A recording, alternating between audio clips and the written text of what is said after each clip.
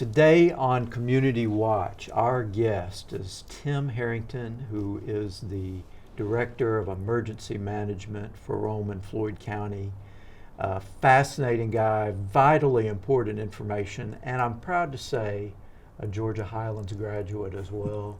You want to watch this show, Community Watch starts now.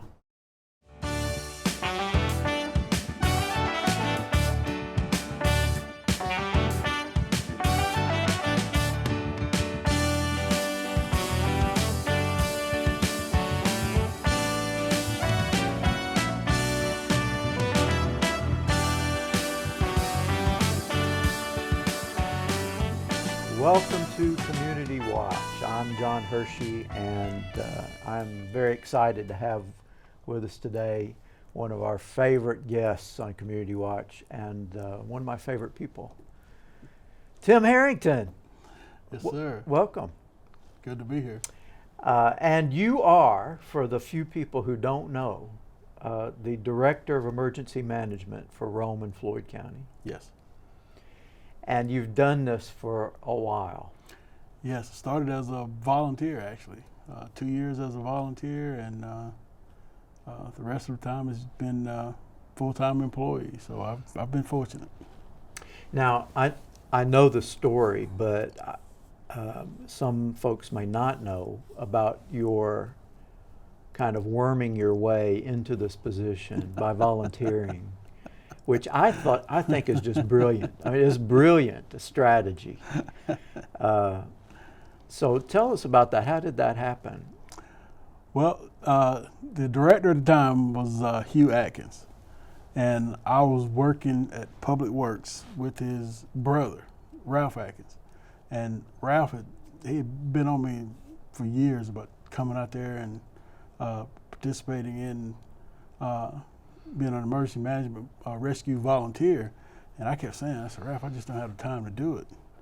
And finally, I just decided, well, I said, we'll give it a try. We'll see what happens. And so got involved and enjoyed it. It was pretty much what I was already doing with Public Works, because when we did have emergencies or whatever with trees down, storm damage and things like that, I was having to come in and take out a work crew anyway, so it was just a natural process for me. And fortunately, it all worked out. Well, it seems pretty clear that volunteering proved to them that they couldn't live without you. So it worked out for the city and the county, it worked out for you too. It did. So we've been, I guess you say, happily married since 2004. Well, let's go through the scope of what it is you do in your position, because I was really pretty amazed at how many things are involved. Right. I mean, I don't know if Floyd County is a more complicated place than other places, but it just seemed when it was described to me years ago, Mm-hmm. all the things that you manage and have to deal with, it's so much more than people might realize. Exactly. So we are essentially a resource for local public safety. We act as a liaison between local government, state government, and federal government. We're responsible for the emergency plans of Rome, Floyd County, Cave Springs. We do have some grants that we are responsible for, and we are also responsible for managing a lot of the training exercises and a lot of the requirements for FEMA in order for us to qualify for certain grants and certain grant opportunities. We also have to keep up with a lot of the resources that we have here in Rome and Floyd County, along with surrounding counties, some of the resources that they have.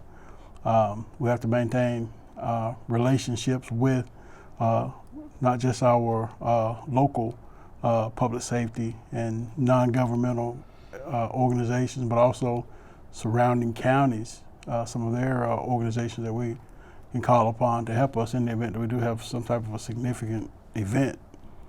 And that's happened more times than I can think of. I think National Weather Service, we've got them on speed dial with a lot of the weather situations that we have here in Rome, Floyd County, and Cave Springs. And of course, with the three rivers, then we're constantly in communication with the Army Corps of Engineers. We have to keep an eye on our river levels to make sure that we're not going to have any significant impacts developing from possible flooding or flash flooding emergencies. Well, that was exhausting, but it's just always impressed me how much you've had to juggle and be aware of and deal with. And I'm guessing your, I guess, concerns change a little bit with the seasons. They do. They do. We're getting ready to go into Atlantic hurricane season, which starts June 1st through November the 30th. And so that's when we have to start ramping up a lot of our emergency preparations for the community as far as being prepared for possible storms. Of course, we don't have to worry about the storm surge as a lot of our coastal communities have to, dealing with actual hurricanes. But what we have to be concerned about is the wind and the rain stemming from those hurricanes once they make landfall. And so we have to prepare for that because we could have possible spin-up tornadoes, possible power outages, flooding. And so we have to really monitor those really well, which is interesting to say the least, because we not only have to monitor the ones coming out of Florida, but we also have to monitor the ones that are coming out of the Gulf. Mm. And so it's pretty challenging. So weather's taking on a whole new meaning with emergency management, because when we first got started, weather it wasn't as prevalent with emergency planning as it is now. So we had to plan for everything from tornadoes, even in the wintertime, we had to start planning for winter weather emergencies and things like that. And we had to, of course, communicate with our first responders and, of course, our community partners to make sure that in the event something does happen and we need to call on them for additional resources, that they're going to be in a position to assist us as needed, especially Georgia Power, Department of Transportation. We're in constant communication with them when we do have significant weather events that are on the horizon. Well, you mentioned that things have changed since you started. So mm-hmm. How do you explain that? Well, when I first started, tornadoes, for instance, you had a specific area which they deemed Tornado Alley, which was out toward the western portion of the United States.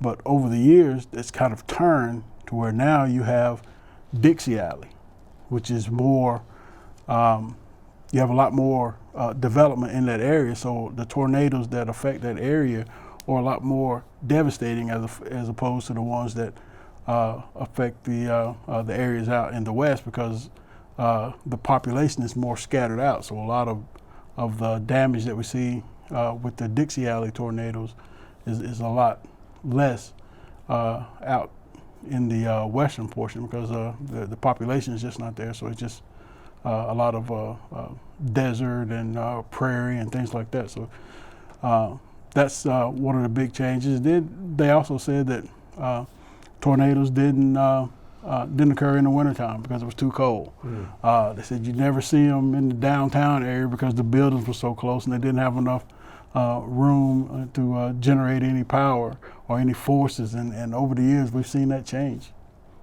And we've actually experienced some of it with the tornado that hit downtown Atlanta.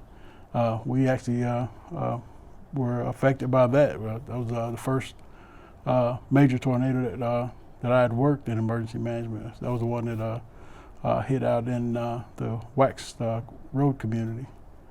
So it's changed a lot. It really, really, and it keeps changing. And we have to stay on our toes, and even with all the planning that we did for possible pandemic, never thought we'd ever see one, but yeah, we've done that too. I think we can, That's right. we can put a check on that box. Well, now that you've done that, we don't need to do it anymore, right? You've had that experience. Exactly. But with tornadoes, we're in tornado season now, through the end of May. Well, we've actually, over the years, I don't think tornadoes really have a season. Yeah, they just come stopped whenever. looking at the calendar. Exactly, they just come whenever. We've had some in the winter.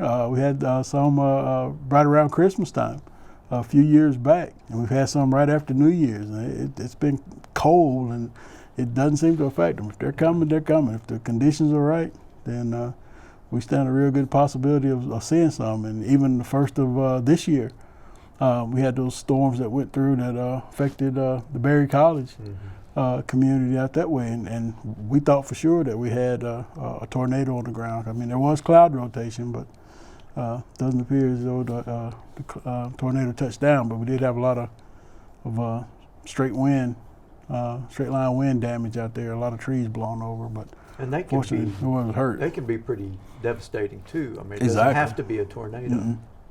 No, we had a lot of power outages associated with that particular storm that went through. Because I think at one point we had over 20,000 Georgia Power customers without power. My residence being one of them, we were without power for about a little over 30 hours. Do you think are we getting any better about folks being notified or finding ways to be notified? Yes, we are being more proactive when it comes to seeking out new ways of alerting our community to possible emergencies. We're actually looking at some new software now that I actually had an opportunity to go to a conference last month, and they were presenting some new technology that's coming out, and we're looking into that, and I think that's going to be a real positive thing for our community if the cost is right. Yeah. I'll say that because everything is, of course, you got to be pretty thrifty as far as a lot of the new technology, because usually when it first comes out, it's very, very expensive. So we kind of have to weigh it out.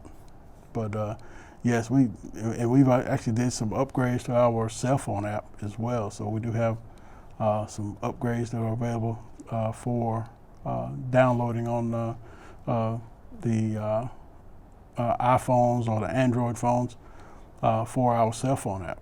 And so we're real excited about that.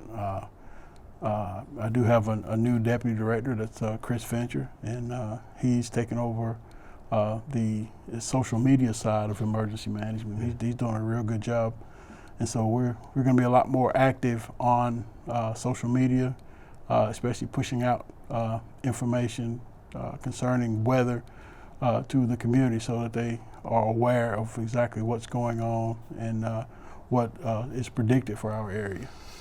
Well, we're coming up on a break, but when we get back, I want to make sure we talk a little bit about the app and Yes. and how folks can get that. Mm-hmm. We're talking with Tim Herrington, Director of Emergency Management for Rome and Floyd County, and we will be back with a lot more after this. Stay with us.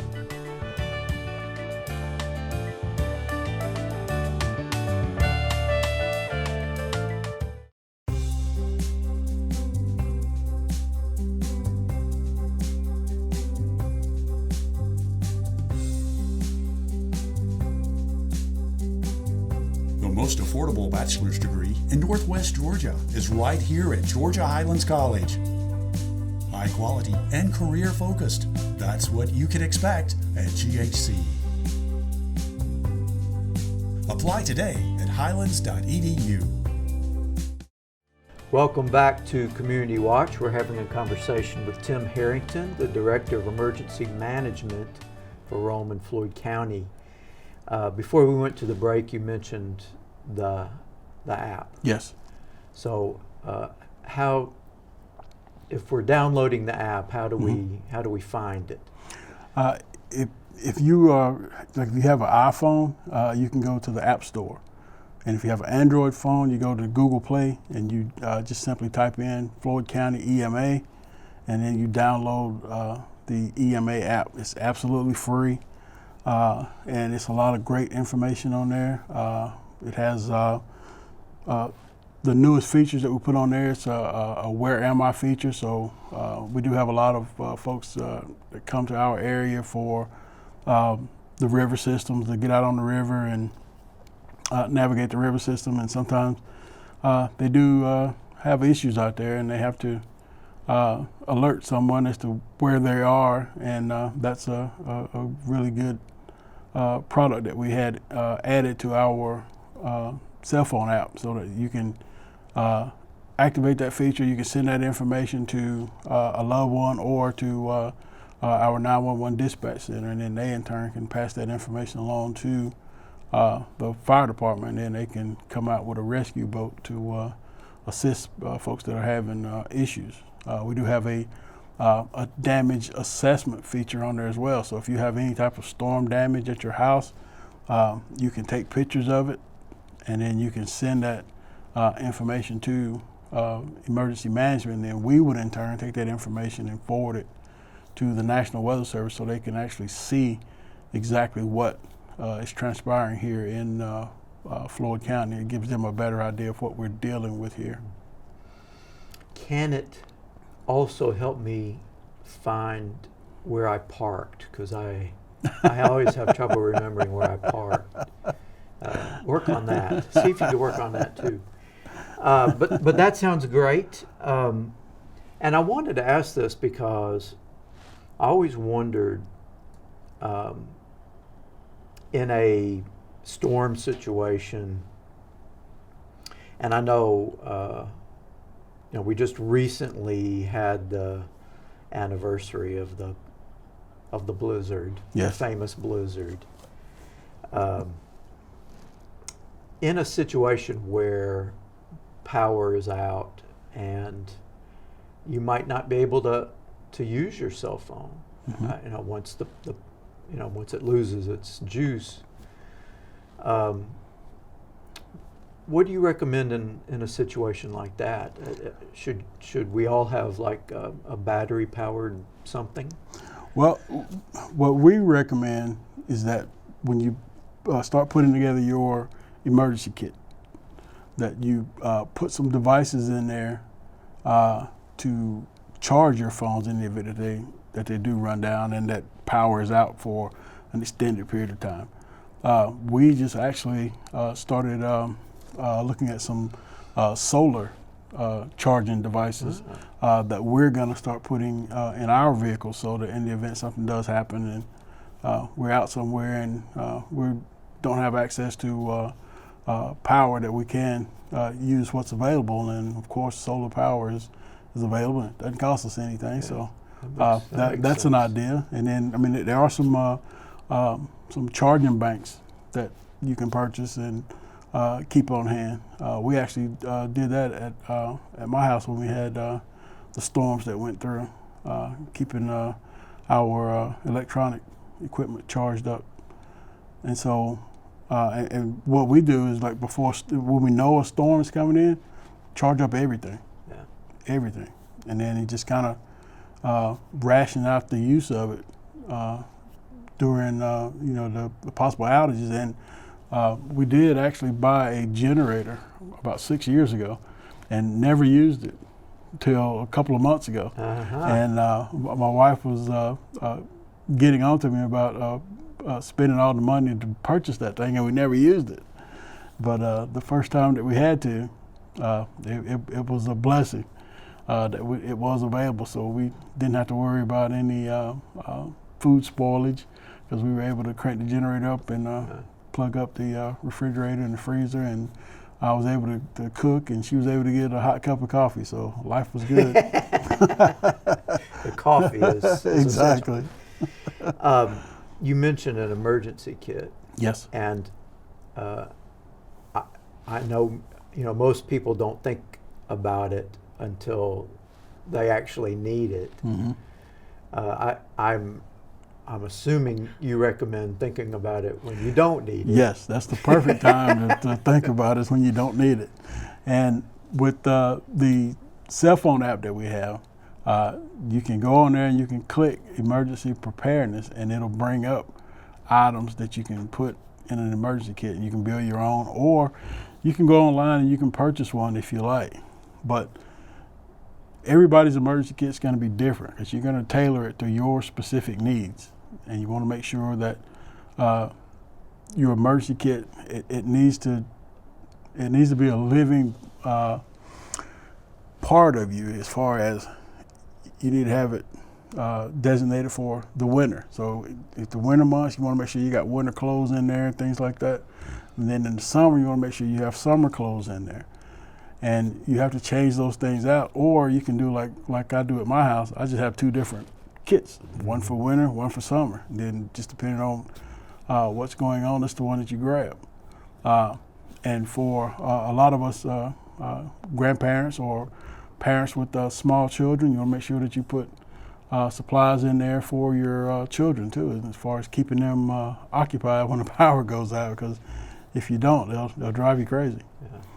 And so, and a lot of that information is also in the information on the cell phone app about preparing a kit, and also specific medications that you may need. You want to make sure that you have those on hand, and especially with your kit, you want to make sure that in the event you have to evacuate your home, that you're able to grab that kit and it has your basic essential needs to sustain yourself for at least 72 hours.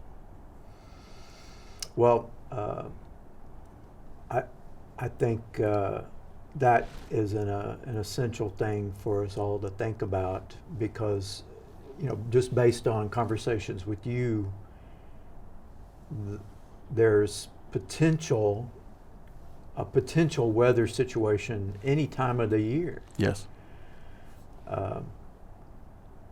And I know, say in our part of town in South Rome, we need to keep water, because we have one of the city or county well houses gets water to Yes. our property, and when the power goes out, it goes out. Exactly. So Exactly. So yeah, you want to make sure you have whatever your specific needs are. You want to make sure that you've addressed those issues, especially folks with small children, pets. You want to make sure that you provide for them as well. And you mentioned hurricane season starting soon. Yeah, June. And while we don't have maybe the immediate concerns that they have on the coast, Right. there have been a couple of hurricanes that kind of, they didn't slow down. I mean, they, sometimes a hurricane will kind of circle around at the coast, but there've been a couple that have just zoomed Exactly. right close to us. And I don't, this may have been before your emergency management time, but I think it was Opal Yes. that came right to Rome. I mean, Yep. it was like it was aiming for us. Yeah, that was before my emergency management time, but Yeah. I still remember that was during my public work tenure at that point. So I still remember a lot of the effects that we had here from Hurricane Opal. Well, we've got a few minutes left. Let's talk a little bit about flooding, Yes. since that is something with our rivers that we need to be familiar with. And Yes. I know way back in the day, before we had the levees, it was not unusual to have, just feet of Exactly. water throughout the downtown area. Mhm. And so that was before even my time, but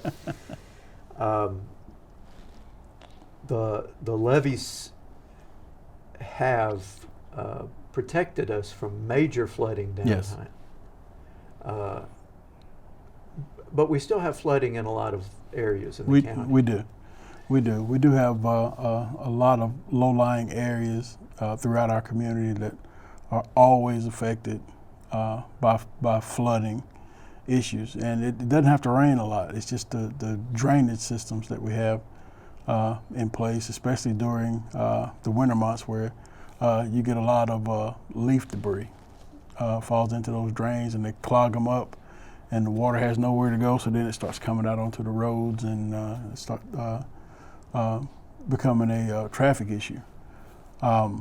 But I will say that the public works departments, a lot of the communications that we get from the National Weather Service, so we're able to pass that information along when we are expecting significant rainfall. Then we are in communication with them, and they do send their crews out to go ahead and start addressing the ditches and the drains, especially in the city. And so it does lessen a lot of the impact that would have occurred if they weren't doing what they're doing. So we've got we've made a lot of progress as far as communicating with all the departments, make sure everybody's on board and everybody's aware of exactly what's going on. And we have learned a lot from past issues that we have, because we do tend to. We'll have a after-action review on significant storms that we had or significant events, and we look at a lot of the good things that happen, but then we really have to bear down and look at a lot of the bad things that happen, and then figure out what can we do to lessen the impact or eliminate it altogether if it happens again, and then we start taking steps to accomplish that. We do have a hazard mitigation plan in place in Floyd County and Cave Springs, and we have to update that every 5 years. And we're due to update it again in 2025. So we'll have some new things to put in that plan. And essentially that plan, it talks about a lot of the hazards that we have here and the steps we can take to mitigate those. And it also allows us to put in for grant opportunities for those particular hazards. Well, we've only got a little bit of time left. I wanted to thank you especially for all of the great work you do out at Foundation Camp for us every year. You're welcome. Happy to do it. And doing that on the air is kind of a trick, because we're expecting it again this summer. But y'all do y'all bring out a lot of great things to that camp in the summer, so I appreciate it. That's wonderful. And I appreciate the fact that you're out there for us, looking after us. So if anyone needs to contact you or your office or wants to, what's the best way to do that? You can contact us at 706-236-5002. And we've got a voice tree on there, and it'll tell you to either contact, leave a message for either Chris Fincher, who's the deputy director, or for myself. And then we'll get that information, and we'll get back in contact with you. If we're not there, if we're there, we'll answer the phone. But if we're not there, then just leave a message. You're very happy about this deputy director thing. I am. I'm really excited. So that's gonna. You're gonna start seeing a lot of great things with emergency management. We've spread the love a little bit more now. Well, thank you for being with us, and thank you all for watching us this week on Community Watch. We'll see you next time. Bye now.